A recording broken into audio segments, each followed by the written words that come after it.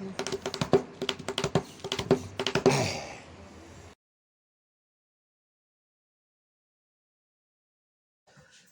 today we're here with the amazing flamenco dancer Natalie. I'm Qahli Eltinaé, and we're basically just having an informal chat about our creative process. No? Exactly, yeah. So why don't we start with your process? Like, what goes through your mind before or during the time that you're creating your choreography?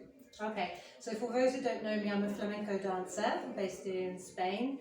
When I choreograph a dance, first of all, I research a lot the style because in flamenco you have different song types and they're all quite different. So first of all, I research a lot about what previous artists have done just to kind of get into the mood and understand it.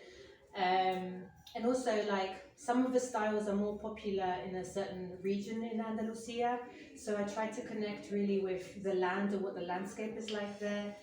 And then I'll play around a lot with like lots of different steps, and then it's a big process of trial and error. I edit a lot. I'm not the kind of person that just kind of like has a collection of steps in my head and then just improvises. I think things out very carefully and I edit a lot. I video record myself a lot and then I see what I like, I see what I don't like. And then that's kind of like the process I use to create the choreography. But then on stage, things never quite work out as you plan. So there's always space for improvisation. Yeah, which is amazing. No, I mean, obviously it's sometimes nerve wracking, but it's really cool. I think the same goes like for me, not in the exact same way, but like when I'm creating, I feel like I have an idea, like I have the impulse to write, and I write, and then I have this like little drawer that I call the oven. No, where I write. I usually write on paper, and I just like put my work there, and then like I let it sit. So I let it sit for about like 2 or 3 days. If it's something that like is really urgent or whatever, I'll probably pull it out the second day and just like look at it. And then as you said earlier as well, editing is like everything. So I feel like I always try to like compress my work and make sure that it's like as strong as possible, and also that it reaches and it has like a clarity to it. Because like most of the writers or poets who I admire, that's their style. Like I think so much is said in just simplicity, like Audre Lorde or I don't know, yeah, Sweet. So it's like those are like the poets that I return to. No. Yeah, I completely get what you're talking about. And actually, as you were talking, there were lots of things that were coming to me. The thing about the oven, as you call it, I get the same thing in dancing. I record myself, or sometimes I work on a choreography and I really like what I'm doing, but sometimes I kind of leave it for 6 months or a year, depending on my circumstances. Like sometimes the seasons affect me a lot. So maybe in spring I work on one thing and then in summer I change. And when I come back to the thing that I was working on in spring, for example, I look at it with whole different eyes. And it's like, wow, what I liked before I don't like anymore. It's this constant evolution. Yeah, and it's really weird too because like when you work on something, sometimes it's really strong when it first comes out, and then like I don't know, like through the process of a week, or looking at it over and over again, or sometimes editing can be your worst enemy because the piece just falls apart or devolves. No. Yeah. And that sometimes happens to me too. But like, I generally have the rule that like when you write it, like in the moment you're very passionate and like it just comes out. For at least for me, like it just comes out, and then I'm like, okay, I know that this needs editing, but I need to get to bed. Usually it's quite late. Yeah. Well, I really liked what you said earlier about the simplicity because I think when you are on an artistic path, it's very easy to look at what other people are doing, and you always want to excel and do the best that you can in whatever you're doing. And sometimes you can get caught up in trying to do something beautiful or complicated rather than keep things simple. But I think, like for example, flamenco dancing and a lot of dancing and all creative styles, like when it's simple, it comes from your heart. And then I think that like in the space around it, like say I'm dancing something simple, it means it gives me space to connect to the dance and really feel it and express more to the audience. Whereas if I'm trying to do something really complicated, I'm more like, my body will tense up more and I'm like preparing to do something complicated and I won't express as much to the audience. They'll pick up on that nervous energy. So I think that like simplicity is really important. Yeah, and I think there's also a lot of people, I think as you said, they like following trends or doing different things which are interesting because they're also breaking tradition, which is really cool. Yeah. But I think that within the whole realm of simplicity, there's so much space to like create stuff. Like the reason why I love simplicity is like music, food, and literature, which are my three like passions, the things that I love the most. So like the things I love are simple, and the things that I like, even like the kind of music I listen to, like you listen to some tracks from the 60s and 70s that are just so almost sparse in how they're put together, but like they're just eternal, you know, and Yeah. they're kind of the work that is timeless, really. Yeah. And that's why I don't know, for me it's like I try to concentrate on, I don't know, I think that when people read, obviously read poetry differently, you know. Sometimes as writers we put a sequence in the book, and maybe in our mind it's like we think that, you know, but the reader will read the last poem, you know, in a completely different way. yeah, in a for different sure. order. Yeah. Yeah, sometimes it makes me laugh. I send something I'm working on to a friend or to a family member, and they're like, "Oh, I love that bit. It's really joyful." And I'm like, "Joyful? That's like me, you know, like crying my eyes out in that process." It's really funny how everyone interprets things completely differently. Yeah. Yeah. Could you just mention like the kind of content and the style of poetry you do, and like what the subject matter is about for those who might not know?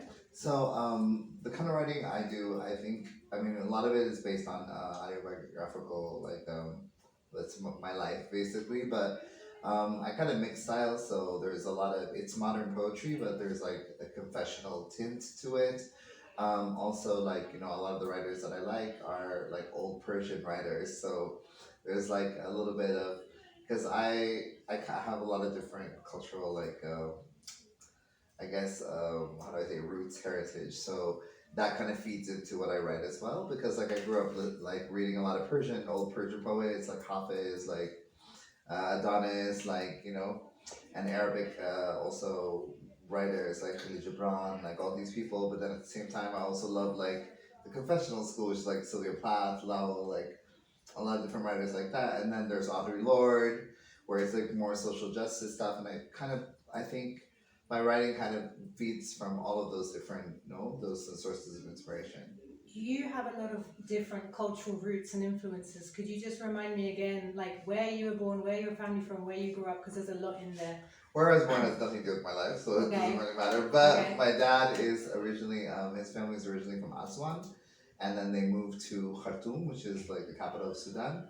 So I've got that on my side, and then I have like my mom's side, which is like mixed Mediterranean heritage, so like Turkish and Greek and a whole bunch of other stuff. Yeah, and I was born in London to a Polish family, and here I am in Spain. So I wonder for you, like, how does it feel like to continue your creative process in Spain with the knowledge of your cultural roots and backgrounds kind of there in the back of your mind all the time?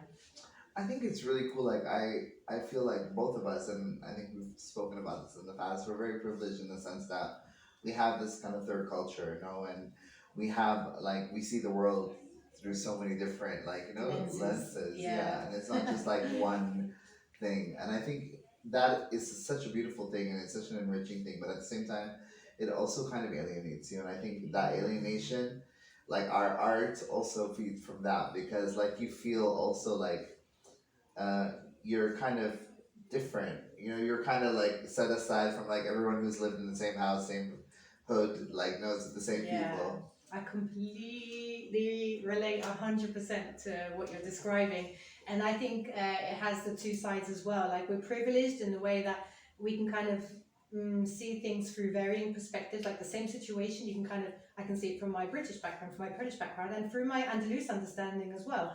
But at the same time, you know, the country where I was born in, I can't say that I felt like was made to feel particularly welcome in that culture. And then I never lived in the country where my parents are from. And initially, I've lived in Andalusia for 10 years now. And now I feel very much at home. But at the beginning, there was that word giri, which means like foreigner. I'm like, what do I do with that word? Because like you would hear people use the word giri, like, oh, you mean giri, like in the way which is endearing, like, oh, my foreign person. But I often heard in Seville a lot of the times also like, hi, like that person's giri, as in like they're just foreign, they don't know like what we're about. And And that can be difficult, especially when you move in the flamenco process, specifically to a culture that you love so much, and you kind of move there to learn from them, and you can feel like a bit of an outcast.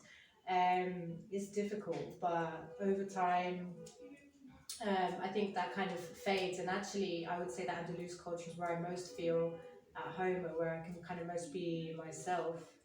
And do you mean that but in like in the artistic sense, or do you also mean it in like every sense? I mean, because I'm doing flamenco dancing, which is namely from Andalusia.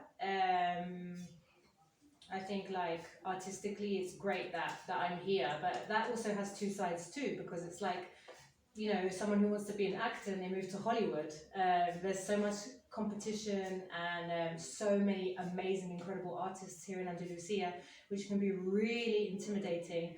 But at the same time, just breathing in the air, and just the people who don't even do flamenco, just kind of talking to them, to Andalus people, it affects my creative process a lot. Amazing, Yeah. wow. Yeah. Because like for me personally speaking, like because a lot of the writing is not really I would say that living in Granada, of course, is amazing and inspirational. But like a lot of, I think my influences come from different things that are from here. But like I think it's like the light, for example, Nice. or the like the way spices taste here. No, like there are small things that like kind of remind you of here, there, and like other places where you've lived, and you compare them. You know, like little things, like I don't know, like cucumbers, or I don't know, like just local produce or stuff.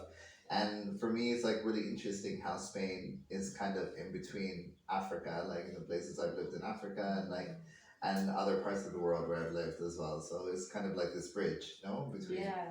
And for me, I think that does, of course, affect my work and my writing in some way. But like, yeah, it's really interesting. I think the light, most like the light in Yeah. Granada is The thing. sun. I mean, I don't know how I grew up and lived so many years in London, which I do love London. I really do think it has so much to offer. It's amazing, but the grey skies and the rain is a struggle, and I don't take for granted, even after so many years, that most days of the year we wake up and we have a completely blue sky, and that makes it easier just to jump out of bed and go to the dance studio and start creating. Whereas maybe if it was grey and rainy outside, I'd find it hard to get that impulse. Yeah, totally. Yeah, totally. See what you're saying. Yeah. And with Granada, especially, another thing that really inspires me, which might be unusual, is just like there's so many places you can go for a walk here. And despite the fact that we have one of what should be the seven wonders of the world, Alhambra, right on our doorstep, you know what really inspires me? When you just go for a walk and you see the old men like working in the ground at the allotments, and kind of like planting their vegetables and fruits, and also like the fact that there's always a shepherd I see every time I go for a walk with all of his sheep. That is kind of like a romantic ideal of like old Andalusia, which really inspires me as well. It's Yeah, quite amazing.